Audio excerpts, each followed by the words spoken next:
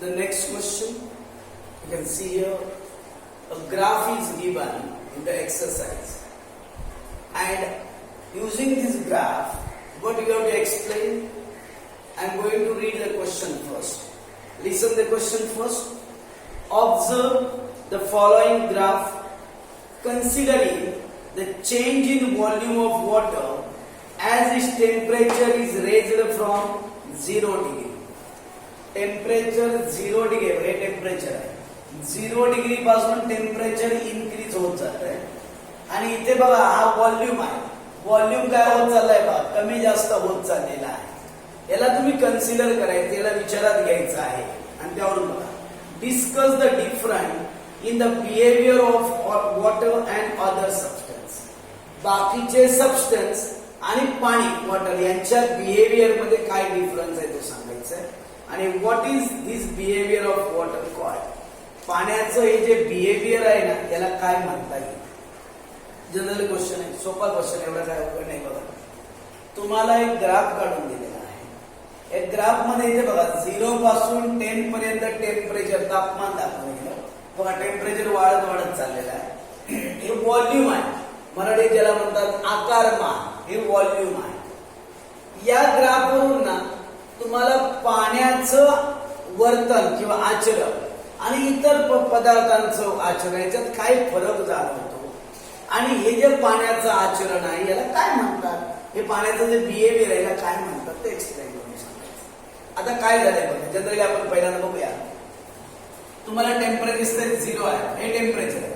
0 पासून 1 2 3 4 5 6 7 8 9 10 पर्यंत टेम्परेचर वाढत चाललेलं आहे. ठीक आहे.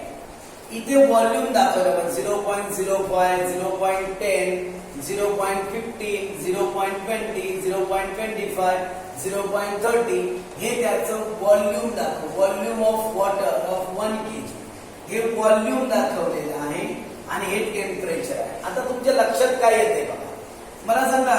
इकडे बघा कसं रीड करतात. टेम्परेचर 0 आहे, हे टेम्परेचर 0 आहे.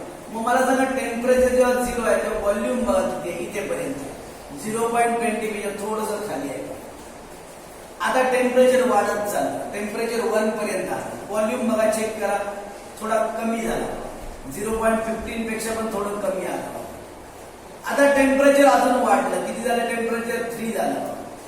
दिसते का, म्हणजे 1 झालं, नंतर 2 झालं बघा, नंतर 3 झालं. तुमच्या लक्षात येते का, जसं टेम्परेचर वाढत चाललेलं आहे व्हॉल्यूम बघा खाली खाली होत चाललंय. म्हणजे काय होत चाललंय, कमी कमी होत चाललंय.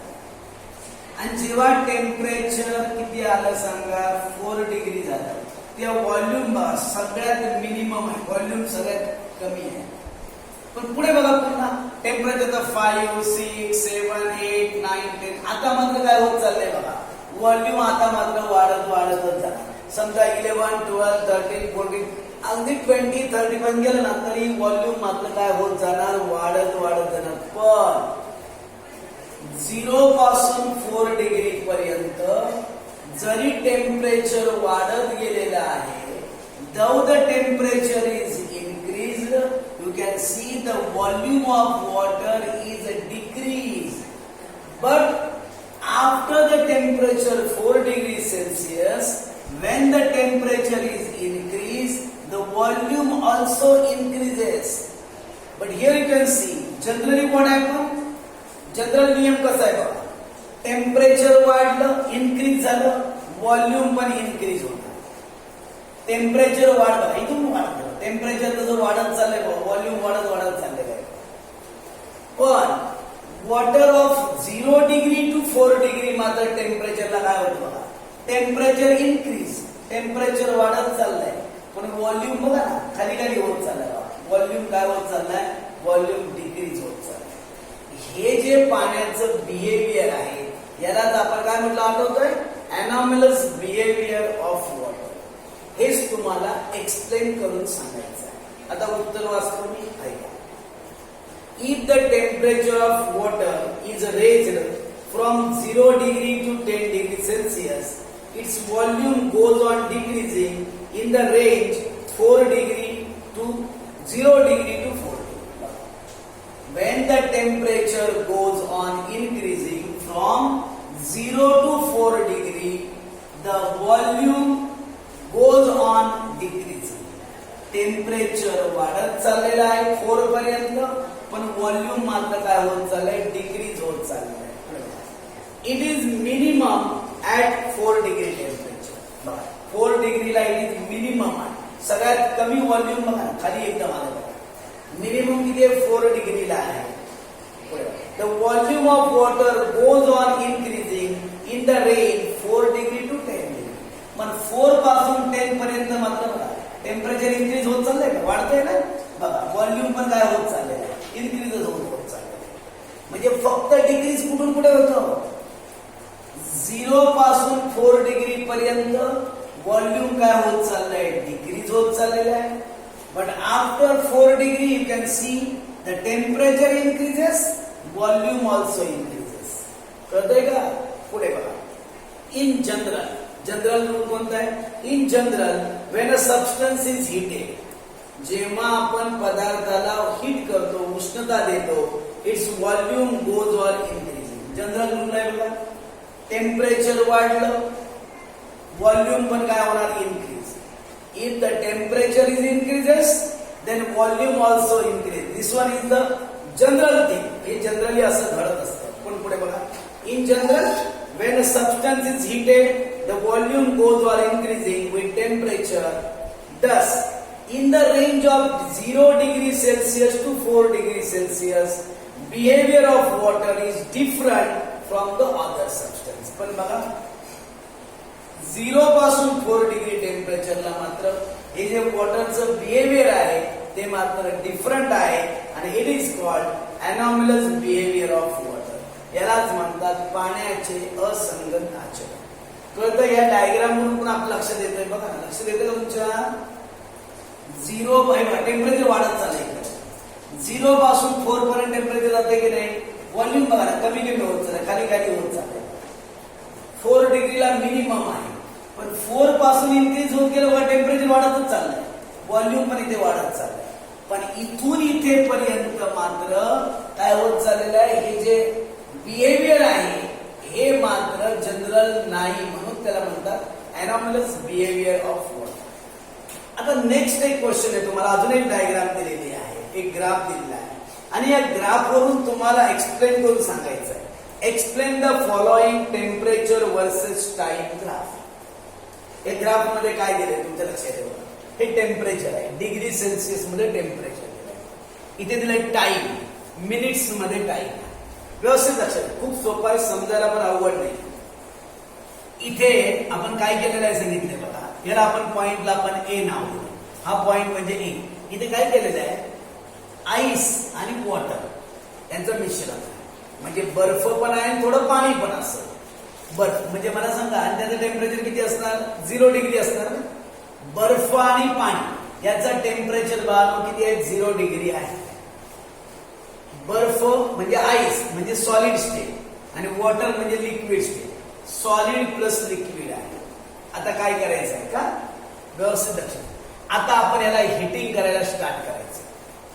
समजा आपण हिटिंग करतो आहोत, व्यवस्थित लक्ष द्या. हे मिनिट्स दिलेले आहेत, 2, 4, 6, 8, 10 हे मिनिट्स दिलेले आहेत. समजा आपण 4 मिनिट्स हिटिंग केलं.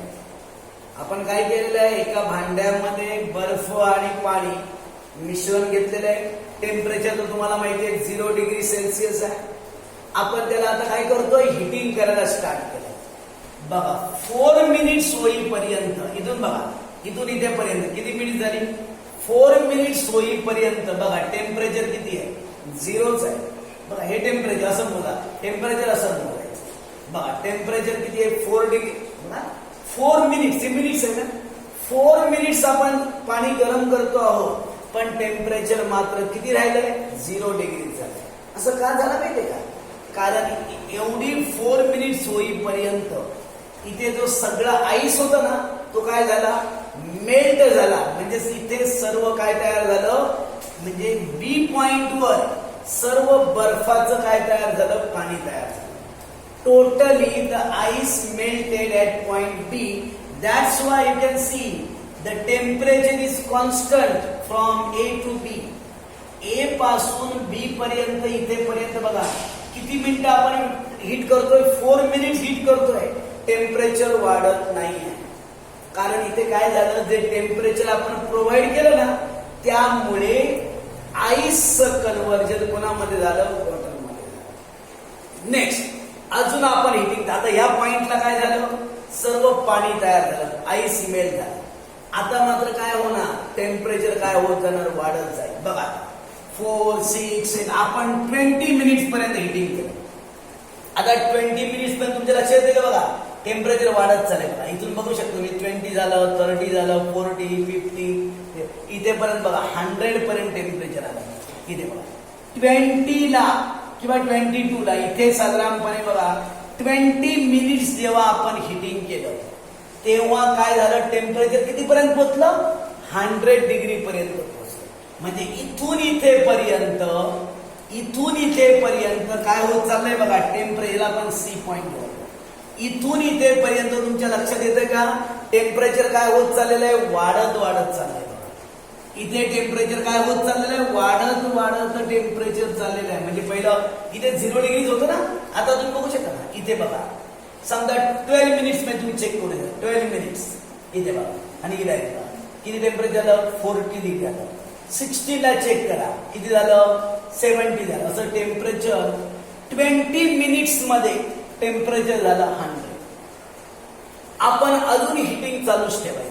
22, 24, 26, 34 मिनिट्स पर्यंत तुम्ही हिटिंग चालूच आहे. तरी सुद्धा टेम्परेचर तुमच्या लक्षात येत आहे का, टेम्परेचर किती राहत आहे, 100च राहत आहे.